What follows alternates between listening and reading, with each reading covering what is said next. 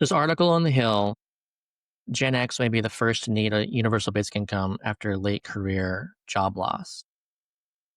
I hadn't really seen this argument before. You look back at the great financial crisis of 2008, and you saw that workers over age 50 experienced the highest rates of long term joblessness. And they're like too young to retire, but too old to start all over. But at that point in time, a lot of them still had the ability to like fall back on pensions, that kind of retirement income. Whereas those who are Gen X, and I'm like Xennial, born in '77, and we've seen the chart over and over again about how productivity decoupled from wages, like in '73, '75.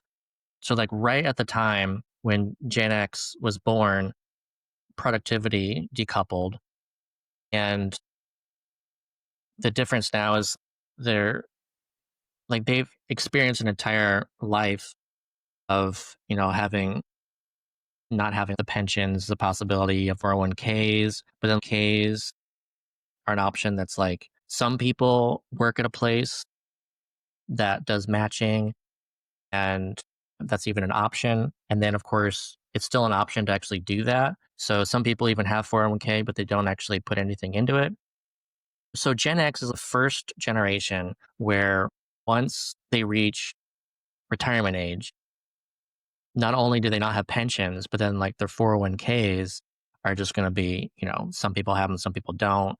They're not going to be as good as if they had pensions. And so already that's bad. But then what happens too if something else happens? Like what if automation causes something similar to the great financial crisis? Then what? So it's a really interesting kind of argument to look at. Look, like generationally speaking, you can argue that other generations didn't necessarily like need basic income for their retirements, but then Gen X does.